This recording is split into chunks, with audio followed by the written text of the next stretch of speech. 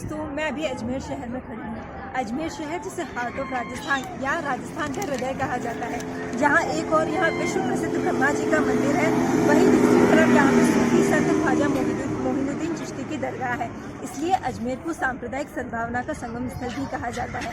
मैं जहाँ खड़ी हूँ ये आना सागर झील है। आना सागर झील का निर्माण पृथ्वीराज चौहान के दादाजी अर्णोराज ने कराया था। क्योंकि आना सागर झील का निर्माण अर्णोराज जी ने कराया था, इसलिए इस झील को आना सागर झील कहा गया है। जब हम अजमेर शहर की बात कर रहे हैं तो हम पृथ्वीराज चौहान को कैसे भूल सकते हैं। पृथ्वीराज चौहान महान योद्धाओं में से एक थे। पृथ्वीराज चौहान ने उनके जीवन काल में कई युद्ध जीते। कन्नौज के राजा थे जयचंद, उन्हें पृथ्वीराज चौहान पसंद नहीं थे, लेकिन उनकी बेटी जो थी वो पृथ्वीराज चौहान को पसंद करती थी और उनसे शादी करना चाहती थी। तो लेकिन वो उनको पसंद नहीं करते थे। जब संयोगिता की स्वयंवर का दिन था तब जयचंद ने सभी राजा महाराजाओं को बुलाया, लेकिन पृथ्वीराज चौहान को नहीं बुलाया। उल्टा उनकी मूर्ति को मुख्य दरबारी के रूप में उनकी मूर्ति को बनाया और जो लोगों का स्वागत करते हैं उस रूप में हाथ जोड़ते हुए बाहर लगवा दिया। उसके बाद जो संयोगिता थी उन्होंने अपनी वरमाला जो है वो पृथ्वीराज चौहान के जो मूर्ति थी उनके गले में डाली। तो पृथ्वीराज चौहान वहां आए और संयोगिता का हरण करके लेके चले गए। उसके बाद इस बात से नाराज हुए जयचंद बहुत और उन्होंने गजनी से मोहम्मद गौरी को बुलाया।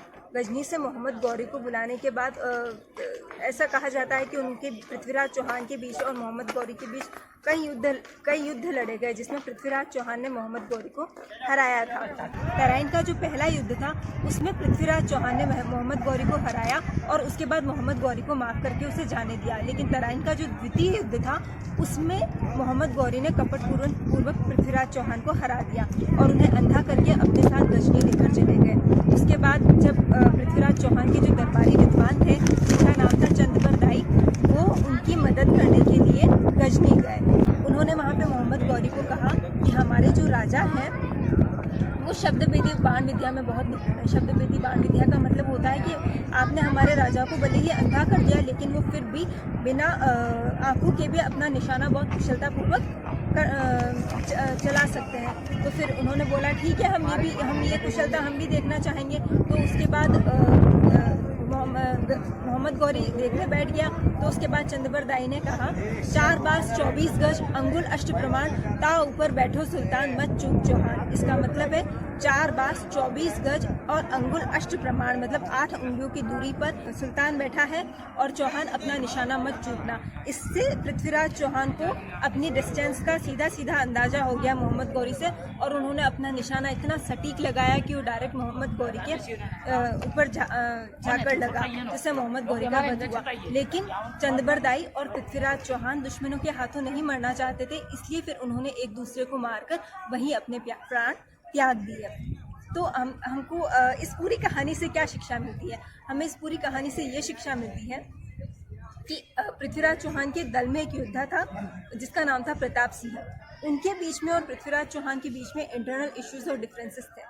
तो उसने क्या किया, उसने गौरी की हेल्प की युद्ध को जीतने में। तो कभी भी अपने इंटरनल इश्यूज और डिफरेंसेस को सामने वालों के पास मत जाने दीजिए।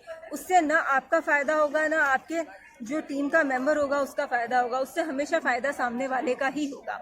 इससे हमें दूसरी सीख ये मिलती है, मोहम्मद गौरी ने जब युद्ध किया तब मोहम्मद गौरी ने रात को जाके पृथ्वीराज चौहान को बोला कि आप महान हैं, हम अपनी हार को स्वीकार करते हैं और हम आज रात ही चले जाएंगे, ये वाला युद्ध नहीं होगा।